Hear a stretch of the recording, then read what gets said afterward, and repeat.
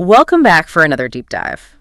This time we're cracking open The Great Mental Models, Volume 4, Economics and Art. Oh yeah, this one looks really good. Yeah, I'm excited too. We'll see what kind of connections we can draw between those two worlds. Well, it's funny because we tend to think of art as like, you know, pure expression and emotion, and economics as like all numbers and data. That's a little opposite. Yeah, exactly. But they actually intertwine in some really surprising ways. Like the outline mentions the printing press and how it didn't just change information, it changed society as a whole. Yeah.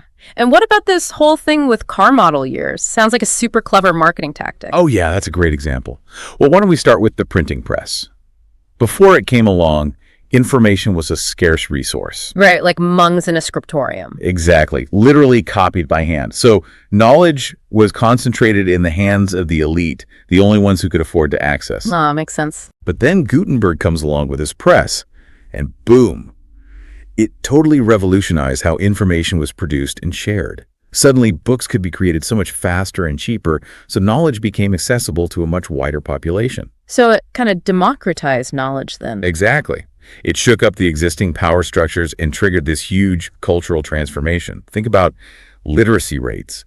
More people can read, which means a more informed and engaged public, and that leads to even more innovation and societal change. Wow, I never thought about it like that. It's wild, right? How one invention can have such a ripple effect. So yeah, the printing press decreased the scarcity of information, which led to all these amazing changes. For sure. But I'm still curious about this manufactured demand thing, especially in the art world. Of course, it's this idea that demand doesn't have to be, organic. It could be created or even manipulated. Okay. And the car model year thing illustrates it perfectly. In the early 1900s, Alfred P. Sloan, the president of General Motors, was trying to figure out how to compete with Ford, who was totally dominating the market with their affordable cars. I'm guessing he didn't try to beat Ford at the cheap car game? He did not. Instead of going after those first-time buyers, Sloan targeted people who already owned cars. He wanted to get them to upgrade to newer models more frequently. But what was the incentive to upgrade if the old cars still worked? That's where the genius comes in. Sloan realized he could create demand by introducing the model year. He started making these yearly changes to car designs, often just cosmetic stuff, and marketed them as new and improved. So he was basically selling the idea of newness, not actual improvements. You got it. He tapped into consumer psychology, created this desire for the new shiny thing, even if the old one worked just fine. And it worked brilliantly. Wow, that's kind of sneaky. The model year became an industry standard, boosting sales and really shaping consumer behavior. That raises all sorts of questions. Was that good or bad for consumers? On the one hand, it feels manipulative, but it probably pushed innovation too, right? Exactly. Sloan's strategy definitely sparked some debate. Some say it fueled this culture of consumerism, where we're constantly being pushed to buy the latest and greatest, even if we don't need it. But others argue that it actually drove innovation, as companies tried to come up with new features and designs to stay ahead of the competition. So one decision with this huge ripple effect, not just in the car industry, but in our whole culture of buying things. Right. And this brings us to another big concept from the book, which is constraints on optimization. Basically, this means you can only optimize from what you already have, whether you're talking about evolution or a business. Like, give me an example. Sure, think about land vertebrates. They evolved from aquatic ancestors, but their sound-producing systems aren't actually ideal for life on land. Because they're stuck with their fishy bits. Yep, they had to work with what they had. Like building a house with a pile of bricks can only do so much, right? Exactly. And to see how this plays out in business, the book uses this really cool example, Nintendo. Oh, yeah. Love Nintendo. Well, they started way back in 1889, not as a video game giant, but as a playing card company. Wait, seriously, I had no idea they were that old. Yep, really old. And they built this successful business making and selling playing cards.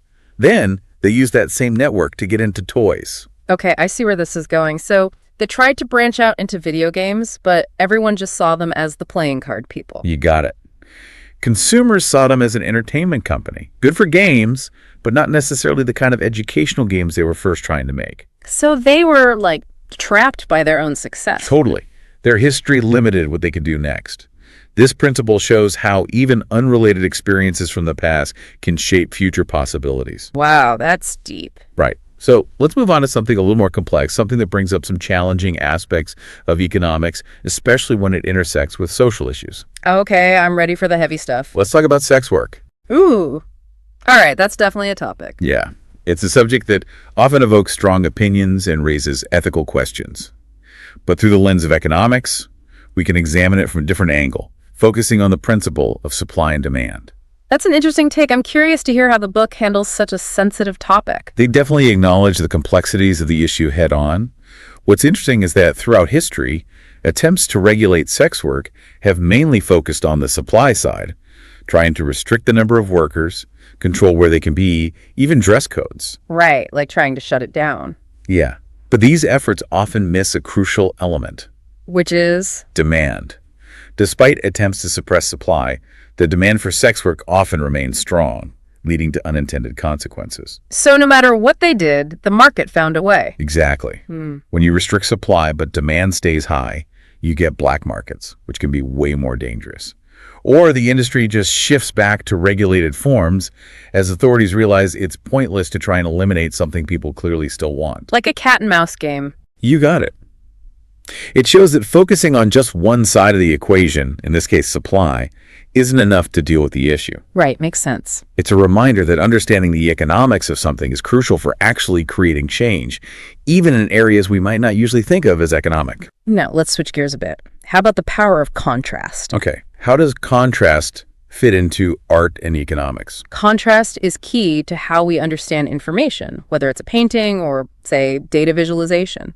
It helps us make sense of the world, see differences, and pick up on patterns. Yeah. In visual art, contrast creates depth, makes important things stand out, even evokes emotions.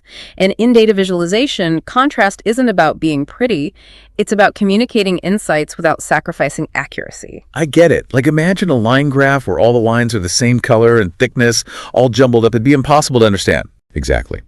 Contrast lets us see the differences and patterns that matter. And we can even apply this concept to life choices.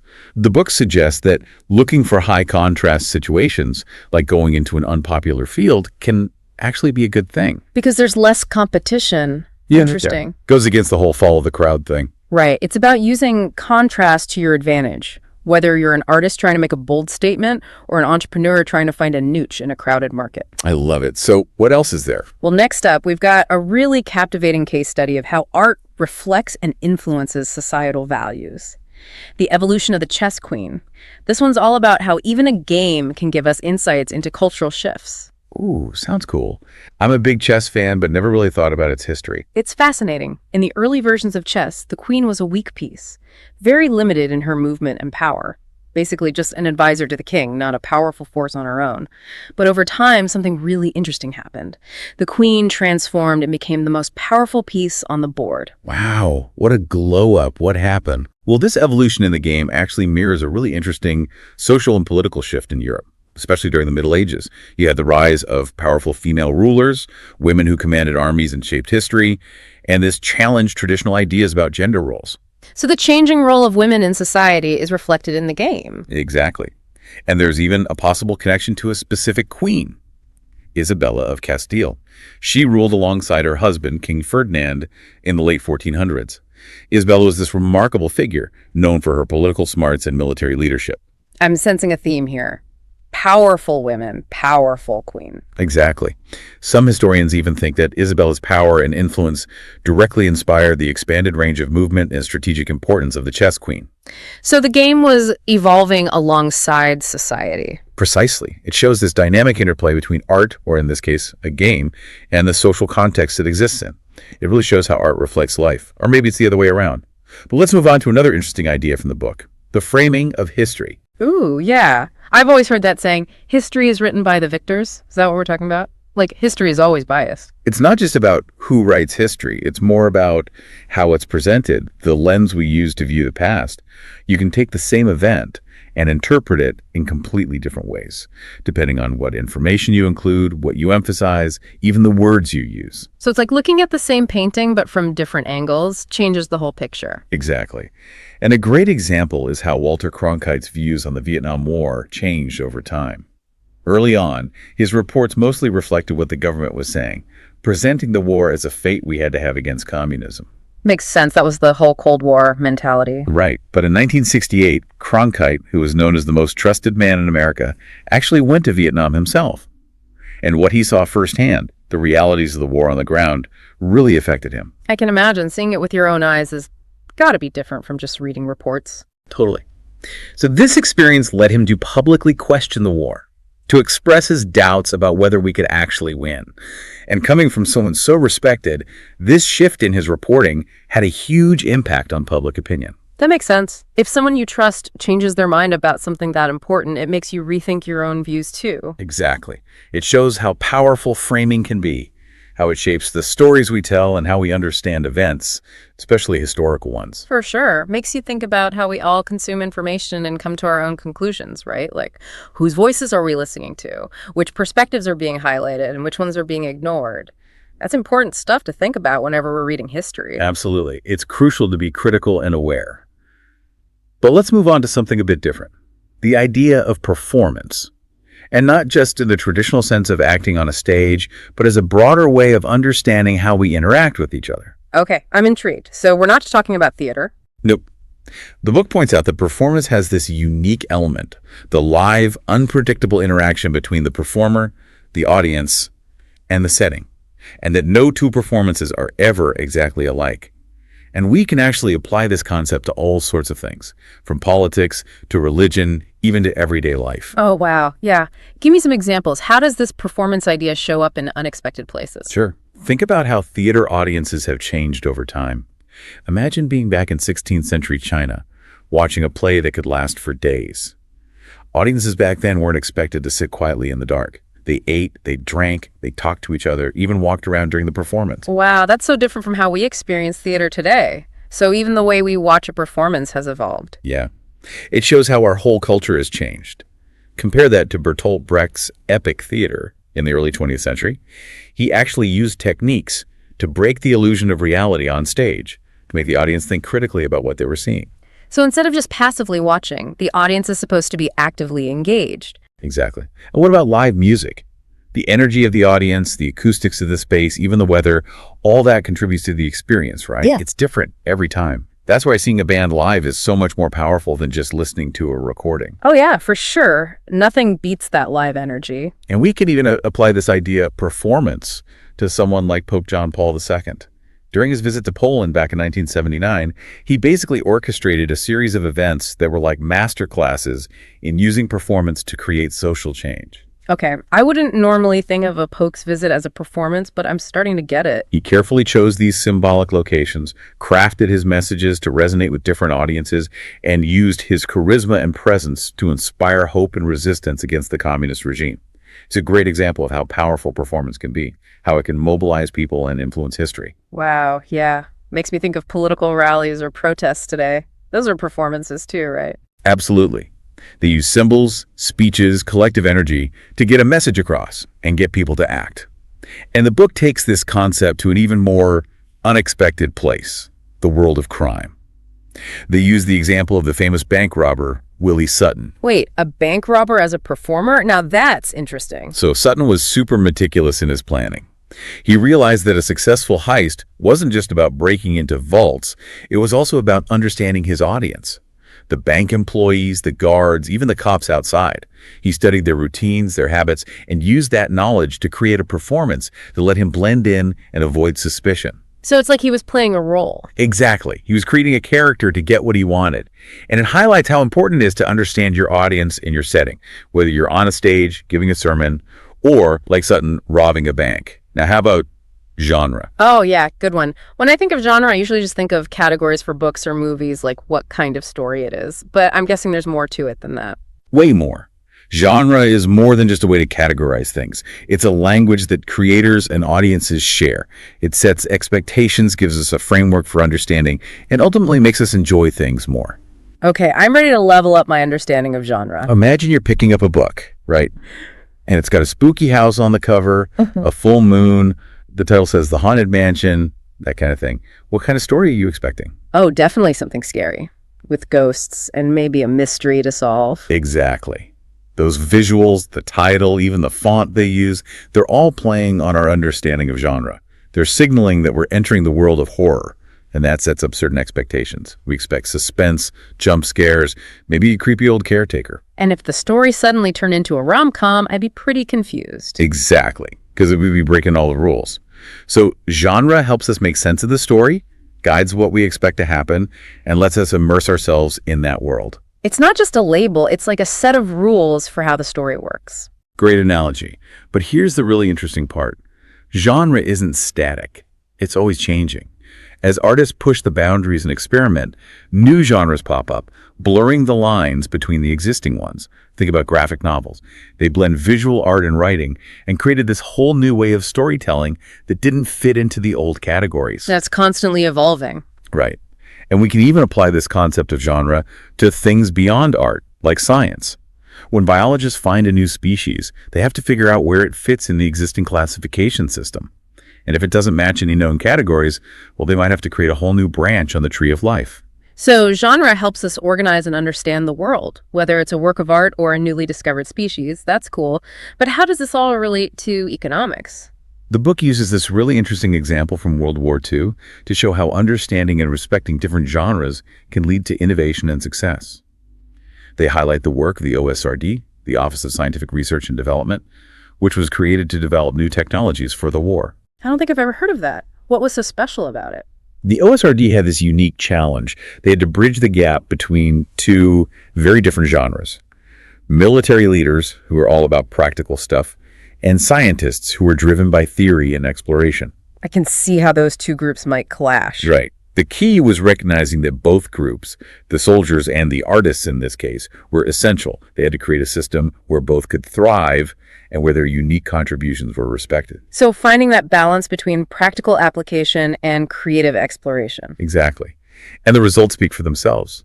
The OSRD was hugely important in developing things like radar, the proximity fuse, even the atomic bomb, technologies that helped the Allies win the war. Wow, that's amazing. Shows how powerful collaboration can be. And it highlights how this concept of genre can be used in so many different areas, from art to science to how organizations are structured. It's about recognizing patterns, setting expectations, and encouraging innovation by bringing diverse perspectives together. My mind is officially blown. This whole deep dive is full of surprises. It's quite a ride through these mental models, huh? Yeah. Each one gives us a whole new way of looking at things. And speaking of looking at things, up next, we have the concept of representation. Okay, so when I think of representation in art, I usually think about how an artist chooses to show a person or a scene or an idea.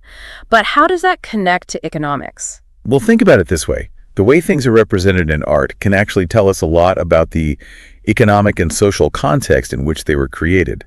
Like, let's take landscape paintings, for example. How do you think a typical Renaissance landscape would be different from a modern one? That's a good question. I remember Renaissance art often focused on these idealized scenes, right? Perfect proportions, harmonious compositions, almost like they were trying to show a perfect version of the world. Exactly. Renaissance artists were all about humanist values, emphasizing order and harmony. But then, as art movements changed over time, landscapes became less about idealization and more about capturing the artist's own personal experience of nature. You start to see brushstrokes getting more expressive, colors more vibrant, and the compositions, well, they get more abstract. So it's like how we see the world, even in art, is shaped by the ideas and values of the time. Right. This shift towards more individualistic and emotional representations in art mirrors broader social and economic changes, like the growing importance of individual expression, the decline of religious authority, stuff like that. It's all connected. I'm starting to see how these seemingly separate areas, art and economics, really do influence each other. And the book takes this idea of representation even further, exploring how it's used strategically, like in intelligence gathering. Ooh, okay. Now that's an interesting connection. I'm imagining spies analyzing brushstrokes in Impressionist paintings to decode secret messages. Huh. That's a great image. But it's not quite like that. There's a field called open source intelligence, or OSINT, which is all about analyzing publicly available information to understand an adversary's intentions or capabilities. So instead of relying on secret agents and top secret missions, they're getting intel from stuff that's out in the open. Exactly. This could include things like news articles, social media posts, satellite images, even government press releases. It's all about piecing together the puzzle from publicly available sources. That makes sense. It sounds like a lot of work. But how does representation play into this? The key is understanding that the information an adversary chooses to share, or how they present themselves to the world, can tell you a lot about what they care about, their strengths, maybe even their weaknesses. So you're reading between the lines, looking for those subtle clues in how they present themselves. Exactly. Something as simple as a press release, or even a carefully curated social media profile, can give you real insight into their motivations and strategies. It's about understanding that every piece of information, every representation, is part of a bigger story. That's fascinating. It's like being a detective, but instead of physical clues, you're analyzing information and representations. Makes you think twice about everything you see and read, huh?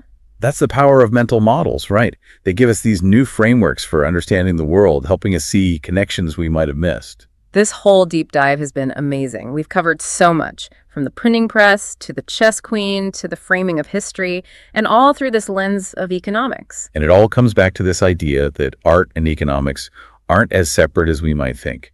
They're always influencing and shaping each other. Well, before we wrap things up, is there one final thought you'd like to leave our listeners with? I'd say, considering everything we've talked about today, think about this. How can understanding these economic principles, things like scarcity, demand creation, and the power of framing, make you a more effective consumer, a better communicator, or even a more insightful artist yourself? That's a great question to ponder. Now that we've gotten this glimpse behind the curtain and seen how these forces work, how can we use that knowledge to our advantage? Food for thought. Exactly. It's about taking these mental models and using them as tools. Couldn't agree more. Well, thank you so much for taking this deep dive with me. It's been a really eye-opening conversation. My pleasure. Always great to explore these connections with you. And to our listeners, thanks for tuning in. Keep those mental gears turning, and we'll catch you on our next deep dive.